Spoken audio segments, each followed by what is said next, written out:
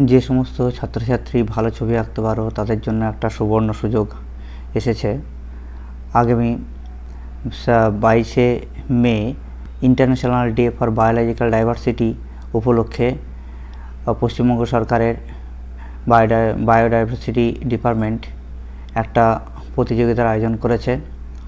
যে প্রতিযোগিতা অনুষ্ঠিত হবে তোমাদের বিদ্যালয়ে, এবং সেই বিদ্যালয় থেকে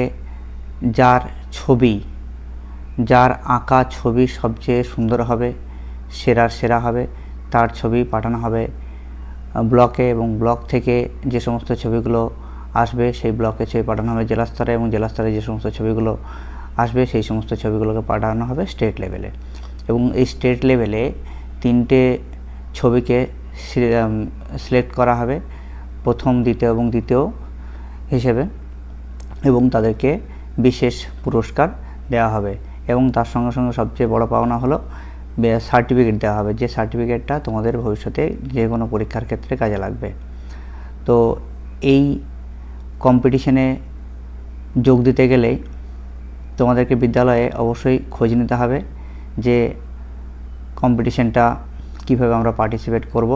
মূলত 8ই এপ্রিল 2025-এর আগে তোমাদের বিদ্যালয়ে এই কম্পিটিশন হতে হবে, এবং এই কম্পিটিশন হবে ক্লাস 8 থেকে ক্লাস 12-এর মধ্যে যারা পড়াশোনা করছে সেই সমস্ত শিক্ষার্থীদের মধ্যে। এবং সেই ছবি বিদ্যালয় নিজ উদ্যোগে ব্লকে পাঠাবে, এবং ব্লকে পাঠানোর পরে সেই ছবি স্টেট লেভেলে যাবে পরপর ধাপ অনুযায়ী।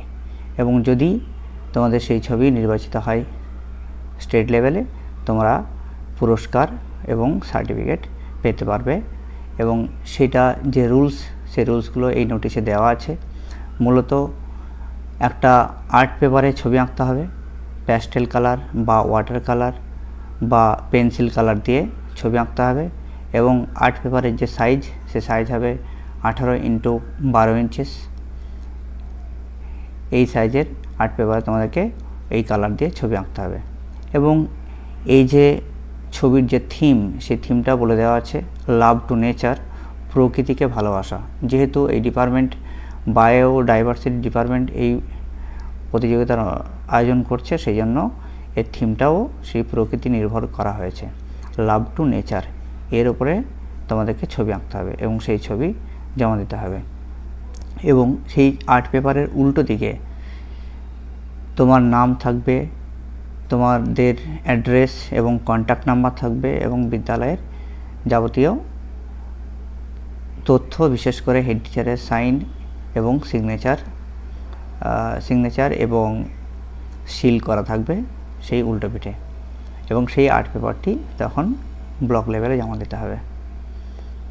যদি তোমার ছবি সেরা হয় তাহলে স্টেট লেভেলে পুরস্কার পেতে পারে। তো যারা স্কুল থেকে নোটিশ পেয়েছো তাদের তো অবশ্যই ভালো খবর, আর যারা পাওনি তারা অবশ্যই স্কুলে যোগাযোগ করো।